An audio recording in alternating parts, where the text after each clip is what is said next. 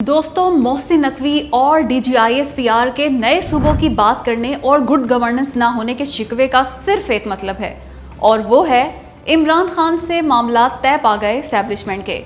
खान साहब की रिहाई का वक्त आन पहुंचा और अब की बार इमरान सरकार। तब्दीली नहीं रही, तब्दीली आ गई है। और ये बात हवा में ही नहीं कह रही मैं, बल्कि इसकी 3 ठोस वजूहात हैं। पहली वजह, नए सूबे बनाना सियासी खुदकुशी होगी नून लीग और पीपल्स पार्टी के लिए। बहुत मुश्किल बल्कि नामुमकिन है ये दोनों पार्टियां इस पे राजी हो जाएं।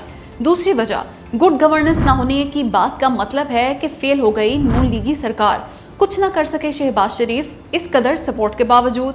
ये अदम एतमाद का इजहार है उन पे। तीसरी वजह, मोहसिन नकवी का ये कहना कि सिस्टम कोलैप्स कर चुका, बहुत मायने खेज है।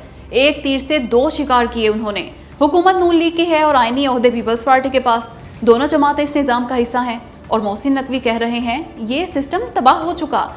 ऐसे में तीसरी ऑप्शन सिर्फ एक ही बचती है, और वो है इमरान खान और उनकी जमात PTI, यानी IIPTI। तब्दीली नहीं रही, तब्दीली आ गई है। मगर कैसे? तो 2 तरीके हैं इसके। पहला, फॉर्म 47 के केस खोल के उनका फैसला PTI के हक में करा देना। यूं PTI को अक्सरियत मिल जाएगी पार्लियामान में, मखसूस नशिस्तें भी हासिल हो जाएंगी। और या फिर नए इंतखाबात के ज़्यादा चांसेस हैं। जाहिर है दोनों केसेस में इमरान खान की रिहाई पक्की है, साथ ही केसेस और नाअहली का खात्मा और बल्ले के निशान की वापसी भी। इमरान खान बन जाएंगे वज़ीर आज़म, और वो भी 2/3 अक्सरियत से। यूं वो बनाएंगे सूबे, क्योंकि उनकी मकबूलियत को कोई फ़र्क नहीं पड़ता छोटे सूबे बनाने से। उनका कभी एतराज़ भी नहीं रहा नए सूबे बनाने पर। लेकिन फ़र्ज़ कर लें ऐसा नहीं होता तो क्या होगा? तो जनाब, कुछ भी हो जाए, मज़ीद सूबे नहीं बन सकते, क्योंकि मौजूदा हुकूमती सेटअप ऐसा नहीं होने देगा। लेकिन रेफरेंडम भी तो एक हल है ना, क्योंकि रेफरेंडम जिसे देखो वो नए सूबे बनाने के लिए रेफरेंडम की बात कर रहा है। मगर सवाल यह है, क्या रेफरेंडम से नए सूबे बनाए भी जा सकते हैं या नहीं? तो जवाब है नहीं, हरगिज़ नहीं। बल्कि रेफरेंडम तो दूर की बात, पाकिस्तान के मौजूदा आइन में तो आइनी तरमीम के जरिए भी सूबे नहीं बनाए जा सकते। आईने पाकिस्तान के आर्टिकल 239 की शिक 4 वाज़े तौर पे कहती है कि अगर नए सूबे बनाने या सूबों की हदूद में रद्दोबदल की आईनी तरमीम मंजूर कर ले पार्लियामान, तो इसे मंजूरी के लिए सदर के पास उस वक्त तक नहीं भेजा जा सकता जब तक मुतलका सूबे की असम्बली 2/3 अक्सरियत से उसके हक में करारदाद पास ना कर दे। यानी पार्लियामान की जानिब से की गई आईनी तरमीम भी नया सूबा नहीं बना सकती। जाहिर है ये आईनी तरमीम भी 2/3 अक्सरियत से ही होगी, लेकिन इसे हतमी मंजूरी के लिए सदर के पास उस वक्त तक नहीं भेजा जा सकता जब तक उस आईनी तरमीम को 2/3 अक्सरियत से मुतलका सूबाई असम्बली मंजूर न कर ले। यानी इतना मुश्किल काम है इस वक्त सूबे बनाना कि शायद इतना मुश्किल कोई और आईनी काम नहीं। लेकिन इसका भी हल है, और वो ये कि पार्लियामान आइन के आर्टिकल 239 की शिक 4 में ही तरमीम कर दे। कहा जा रहा है कि 28वीं आईनी तरमीम में यही किया जाएगा। उसमें होगा ये कि जिस सूबे में मजीद सूबे बनाने हों, उसकी असम्बली की जानिब से करारदाद पास करने की शर्त खत्म कर दी जाएगी। सिर्फ इतना लिख दिया जाएगा कि पार्लियामान आईनी तरमीम के जरिए नए सूबे बना सकती है। यूं नहायत आसान हो जाएगा काम। लेकिन मसला ये है कि इन दोनों तरीकों से नए सूबे बनाने के लिए पार्लियामान में 2/3 अक्सरियत की ज़रूरत होगी, और 2/3 अक्सरियत नून लीग और पीपल्स पार्टी के वोटों से ही हो सकती है। पर यही तो मसला है कि पीपल्स पार्टी और नून लीग कभी राज़ी नहीं होंगे इस पे। इनमें से कोई एक पार्टी राज़ी हो भी जाए तब भी नहीं हो सकती आईनी तरमीम, क्योंकि 2/3 अक्सरियत पूरी नहीं होगी एक पार्टी के भी निकल जाने से। इसलिए इस मौजूदा हुकूमती सेटअप में बहुत मुश्किल बल्कि नामुमकिन काम लग रहा है नए सूबों का क़याम।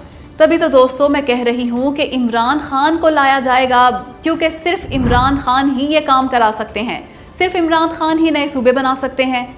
अब आप कमेंट करके बताएं, क्या आपको ये हुकूमती निज़ाम जाते हुए और इमरान खान आते हुए नज़र आ रहे हैं या नहीं?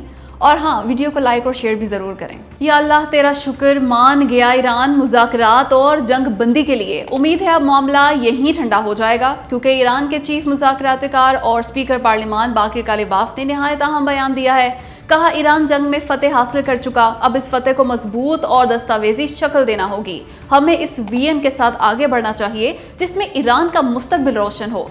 मजबूत ईरान के लिए क़यादत में इत्तेहाद कायम रखना ज़रूरी है। यानी उन्होंने कह दिया, मुज़ाकरात की मेज़ पे आना होगा, इस्लामाबाद माहदे पर अमल दरामद करना होगा, लड़ाई बंद करना होगी, वरना कोई फ़ायदा नहीं इस फतेह का। ये पैगाम है उनका ईरान के अवाम और सख्त गिर अनासिर के लिए। लग यही रहा है कि पासदारान इनकलाब ने ही ये बयान दिलवाया है उनसे। تاکہ رائے عامہ ہموار کی جا سکے جنگ بندی اور مذاکرات کے لیے، کیونکہ معاملات حد سے زیادہ خراب ہو چکے۔ فوری جنگ بندی نہ ہوئی تو بہت نقصان ہو جائے گا ایران کا۔ امریکہ پر تول رہا ہے ایران کی توانائی تنصیبات کو تباہ کرنے کے لیے، لیکن اگر باقر کالباف سے نہیں دلوایا پاسداران انقلاب نے یہ بیان، تب بھی مثبت پیش رفت ہے یہ۔ وہ ایسے کہ پاسداران کو سمجھا رہے ہیں باقر کالباف کہ ضد چھوڑ دو ورنہ بہت نقصان کرا بیٹھو گے ایران کا، اتنا نقصان کہ جس کا ازالہ ممکن نہیں ہوگا۔ مگر کیا پاسداران یہ بات مانیں گے باقر کالباف کی یا نہیں؟ کمنٹ کر کے بتائیں۔ اسرائیل ایک بار پھر ایران کے خلاف جنگ میں کودنے والا ہے۔ امریکہ اور اسرائیل مل کے ایران کی توانائی تنصیبات پہ خطرناک ترین حملے کرنے جا رہے ہیں۔ اسی ہفتے کے اختتام پہ کی جا سکتی ہے یہ کارروائی، یہ دعویٰ کیا ہے معروف امریکی اخبار وال اسٹریٹ جرنل نے۔ انٹرنیشنل میڈیا نے بھی اس کی تصدیق کی، پر یہ کہا کہ اسرائیل کے ان حملوں میں شامل ہونے کا کوئی اشارہ نہیں ملا۔ مگر سوال یہ ہے، کیا امریکہ اور اسرائیل مل کے یا پھر صرف امریکہ ایران کی تیل تنصیبات پہ حملہ کر بھی سکتا ہے یا نہیں؟ تو جواب ہے نہیں، کیونکہ ان حملوں کے جواب میں خلیجی ممالک کی توانائی تنصیبات کو نشانہ بنائے گا ایران۔ گیس اور تیل کے ایک کنویں کے بدلے ایک کنواں اڑائے گا ایران خلیجی ممالک کا، ایک ریفائنری کے بدلے ایک ریفائنری تباہ کرے گا۔ یوں ایران کی جتنی توانائی تنصیبات پہ حملے ہوں گے، خلیجی ممالک کی بھی اتنی ہی تنصیبات کو نشانہ بنائے گا وہ، اور ایسا کبھی نہیں ہونے دیں گے خلیجی ممالک۔ وہ امریکہ کو ہر صورت روکیں گے اس اقدام سے۔ اس لیے یہ محض دھمکی ہے یا پھر صلح کے لیے دباؤ ڈال رہا ہے امریکہ؟ ایسے میں بہت زیادہ چانسز ہیں کہ اچانک ہی بریک تھرو ہو جائے۔ خبریں تو 2-3 دن سے آ ہی رہی ہیں کہ پاکستان اور مصر سے رابطہ کیا ہے ایران نے، ہو سکتا ہے کسی بھی وقت جنگ بندی ہو جائے۔ خیر، ایران نے جوابی دھمکی دی ہے امریکہ کو، کہا جارحیت کر کے بھاگنے کا دور ختم ہو چکا۔ امریکہ اور اسرائیل نے اگر غلط اندازوں کی بنیاد پہ کوئی کارروائی کی تو اس کے نتائج بھگتنا ہوں گے انہیں۔ امریکہ اور اس کے کرائے کے سپاہیوں کو معلوم ہو چکا کہ ان کے فوجی ساز و سامان میں کفن ہونا بھی لازمی ہے۔ ایران نے بھی جامع منصوبہ بندی کر رکھی ہے کسی بھی قسم کی جارحیت کا جواب دینے کی۔ اب آپ کمنٹ کر کے بتائیں کہ کیا معاملات صلح کی جانب جا رہے ہیں یا پھر واقعی امریکہ ایران کی توانائی تنصیبات پہ حملے کرے گا اور جواب میں ایران خلیجی ممالک کے انرجی انفراسٹرکچر پر۔ ایران پہ حملہ ہوا نا تو پورے کے پورے خطے کو پتھر کے دور میں پہنچا دیں گے، یہ دھمکی دی ہے ترجمان ایرانی پارلیمانی نیشنل سیکیورٹی کمیشن ابراہیم رضائی نے۔ مطلب معاملہ فل گرم ہے استاد جی، فل گرم، کیونکہ یہ صرف دھمکی نہیں، ایران ایسا کر سکتا ہے۔ مکمل صلاحیت ہے ایران کے پاس خلیجی ممالک کو تباہ و برباد کر ڈالنے کی۔ ٹرمپ نے جو دھمکی دی ہے نا ایران پہ خوفناک حملوں کی، اس کا جواب ہے یہ۔ اگر امریکہ اور اسرائیل نے واقعی نشانہ بنایا ایرانی توانائی تنصیبات کو تو ایران عمل درآمد کر دے گا اپنی اس دھمکی پہ۔ وہ خلیجی ممالک کی تیل تنصیبات کے ساتھ ساتھ ان ممالک کا شہری انفراسٹرکچر بھی تباہ کر سکتا ہے۔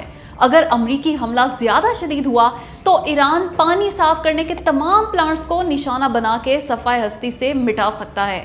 اس طرح ایران تو پتھر کے دور میں چلا ہی جائے گا، مگر اکیلے نہیں، وہ اپنے ساتھ خلیجی ممالک کو بھی لے کے جائے گا۔ پیاسا مار دے گا وہ ان ملکوں کے عوام کو پانی صاف کرنے کے پلانٹس پہ حملہ کر کے۔ اس لیے بہتر یہی ہے کہ صلح ہو جائے۔ ویسے بھی امریکہ اور ایران کی ان دھمکیوں کے بعد صلح ہی کا آپشن بچتا ہے، ورنہ تو ہر جانب بس تباہی ہی تباہی ہوگی، خدا نخواستہ۔ جو بھی ملک امریکہ کی دفاعی ڈھال بنے گا جنگ کے شعلوں کی لپیٹ میں آ جائے گا۔ تمام خلیجی ممالک کو جنگ کی کھلی دھمکی دے ڈالی ایران کے اعلیٰ فوجی کمانڈر میجر جنرل علی عبداللہی نے یہ کہہ کے، مطلب سیدھا ہو گیا ایران خلیجی ممالک کے سامنے۔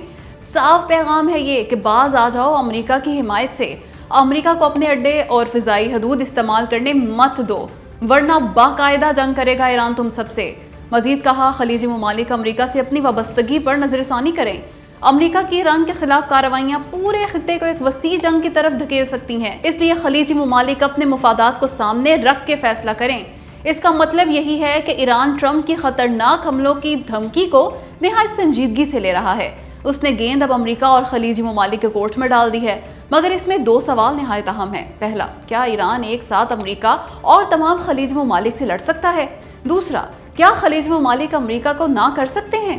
تو دیکھیں، بھلے ہی ایران امریکہ اور خلیجی ممالک سے بیک وقت نہیں لڑ سکتا، مگر نقصان بہت کر سکتا ہے خلیجی ممالک کا۔ ظاہر ہے بچنا ایران کا بھی کچھ نہیں، ایسے میں نقصان صرف مسلمان ممالک کا ہوگا، اور یہی تو چاہتا ہے اسرائیل۔ ایران اچھی طرح جانتا ہے کہ کچھ عرب اور خلیجی ملک ایسے ہیں جو امریکہ کو کبھی نہ نہیں کہہ سکتے، وہ مجبور ہیں۔ امریکہ ان کے اڈے استعمال کرے گا پر وہ کچھ نہیں کر سکتے، ایسے میں ان سے باقاعدہ جنگ زیادتی ہوگی ان کے ساتھ۔ لیکن یہ بھی حقیقت ہے کہ ان بیانات سے دباؤ بڑھ رہا ہے امریکہ پہ کہ وہ ایران پہ شدید حملوں سے باز رہے۔ پاکستان اور دیگر ثالثوں کو چاہیے کہ سمجھائیں امریکہ کو، حملے رکوائیں، ایران کو بھی سمجھائیں، کسی نہ کسی طرح اس جنگ کو رکوائیں، ورنہ واقعتاً وہ مرحلہ آن پہنچا کہ جب یہ جنگ پورے خطے تک پھیل سکتی ہے، خدا نخواستہ۔